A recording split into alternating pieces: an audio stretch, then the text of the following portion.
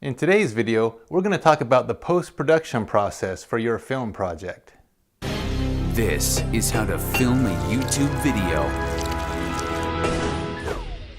or anything. Okay, you're done writing your script, you're done shooting your film, but now you have all this footage on your hard drive. What are you going to do with it? I'm going to walk you through a typical post-production process and hit all the major points. The first thing you're going to want to do is organize that footage. You're going to have, depending how big your project is, you could have quite a lot of footage. In fact, the average feature film has 60 scenes and the average scene has 20 shots. So it takes about 1,200 shots to make a feature film. Needless to say, you need to be kind of organized. And that's not even counting all the throwaway shots. So there's not really a standard way to organize the files. You know, everybody does it a little bit different, but you might tag all your files with pertinent information. One of them is the shoot day. So if you shot it on day 1, all that could go in one folder. If you shot day 2, all that could go into another folder, or at least be marked that way. Another way you can organize it is by scene. Now, you typically don't shoot your film in order. You don't shoot scene 1, then scene 2, then scene 3. You shoot all the scenes that take place in that location, which, you know, might be scene 1, scene 15, scene 30. And so anyway, you can organize it according to scene. You also want to have the take down. And the take is when you shoot a shot, if you know, somebody forgets their line, or, you know, somebody's mustache falls off, then you have to take, you know, it's take 2. You all know that game. And even within a scene, you're going to move the camera several times. And every time you move the camera, that'll be denoted. Hopefully you slated all these, by the way. It'll be denoted by, you know, shot A, shot B, shot C. And the person running the slate will assign a word to those, usually like, you know, Apple, Baker, Charlie, whatever. And so these are all processes that help organize the footage. Now, once you have your footage organized, you need to start bringing it into the editor. And depending which editor you have, there's a lot out there. There's Sony Vegas, there's Apple Final Cut, Adobe Premiere, Avid Media Composer. I happen to use Adobe Premiere, but any of those that I just named are high enough quality that you could edit a feature film with any of those. And so if you want to go with the industry standard, the most popular one in Los Angeles right now that people are using is Avid Media Composer. You know, it has a lot of capability, but there's a little bit more of a learning curve. Probably the second most popular is Adobe Premiere, and I like that one real well. It has a good workflow with Adobe. Also makes After Effects, which is pretty useful in post-production. But like I said, you know, Final Cut, Vegas, those are all great softwares. If you're using something that's like the free software that came with your computer, like Movie Maker on Apple, or, oh no, it's Movie Maker on Windows, or I can't even remember what the Apple one is.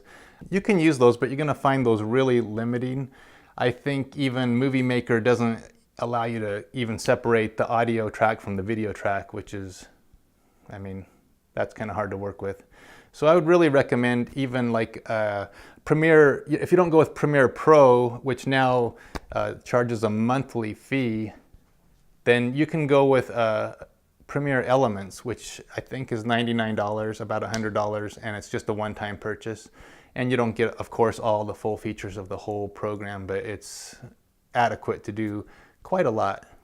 Okay, now it's time to start bringing all those files into the editor and putting them on the timeline.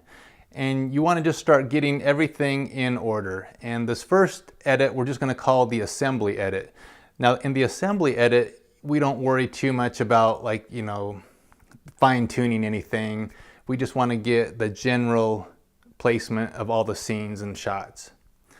Once you have the assembly edit done, then we move on to what we call the rough cut. Now, the rough cut is when we're going to start building the movie. We're going to start selecting the scenes that we want. We're going to, you know, start doing a little bit more fine-tuning. The rough cut should start to look, you should get a really good picture of what the final product is going to look like from the rough cut. And then, of course, we go over it with a fine-tooth comb. The last edit is called the final cut. And that is where we're going to really, trim just a few frames here, a few frames there, just make everything exactly how we want it. This is also the time when you want to bring in any, if you have any visual effects, you want to bring those in, because when we're finished with the final cut, we move into what we call picture lock. Now you might think it almost sounds like we're done with the movie, and in some respects we are, but there's still quite a bit more work left after this point. So when we move into picture lock, that is sacred. Picture lock, we don't want to change anything. We can't come back and clip a few seconds off this scene or that scene. We can't rearrange things, because you'll see that the rest of the work we're going to be doing from this point will start to be undone. You're going to have to redo work twice. It gets very expensive, especially the bigger your project, the more you're going to have to just make sure at picture lock everything's how you want it, and you're just going to have to live with it from there. Now, after picture lock, we move on to color correction. So color correction is just basically getting the shots to match and getting them to look natural, because with various lighting and white balance settings, they can get a little bit skewed. And so you want to tweak all those and get them looking proper. Now, at the same time you're doing this, if you have another person on sound, you can do the sound sweetening. Now you're going to see that all the sound you record on set is really not good enough. You're going to, there's airplanes flying overhead, there's the director maybe yelled cut too soon, or whatever, a ladder drops in the background. So sound sweetening is going in, raising the levels, adjusting the mix, getting everything so you can hear all the dialogue crisp and clear.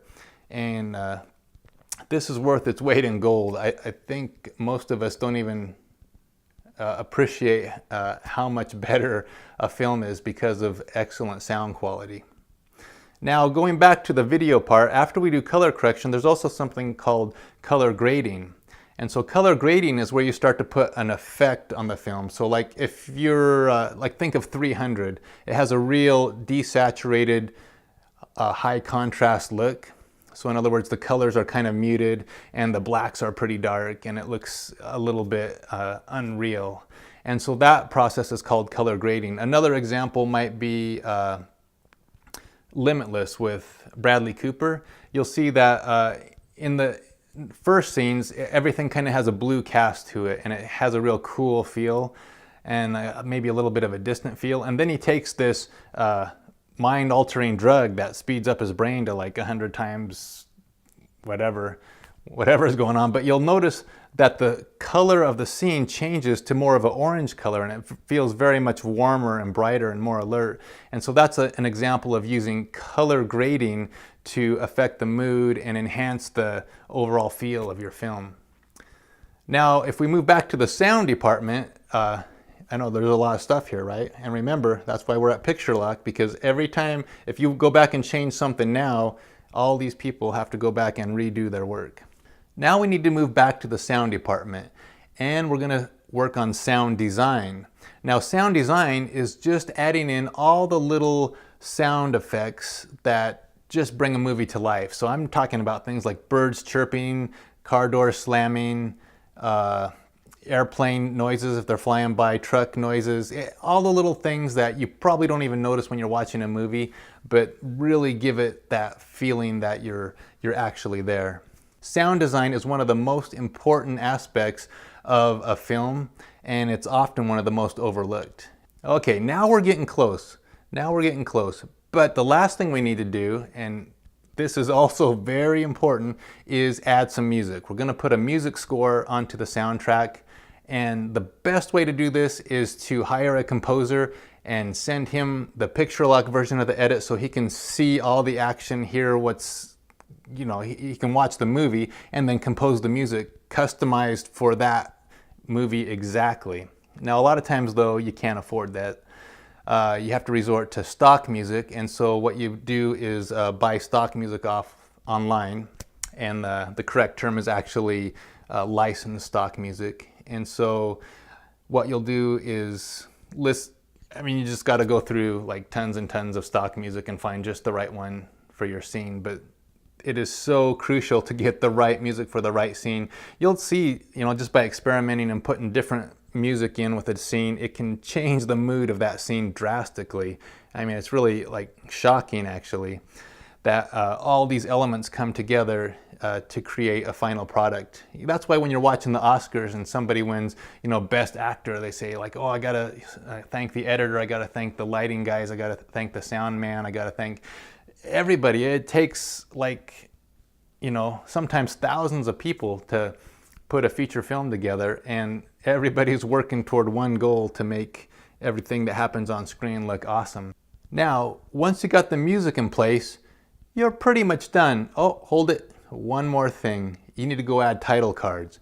So at the beginning of your movie, typically you might put the name of some of the biggest stars and directed by, written by, you know, hopefully it's not all yourself, but if it is, you know, more power to you. And at the end, you're going to want to put an end credit crawl. You know what that's all about. But once you have all this in place, your project is done. Congratulations. Hey, that's all I have for today. I'm Jeff McClelland. I want you to come back here Monday. I'll be back. Hopefully you will too.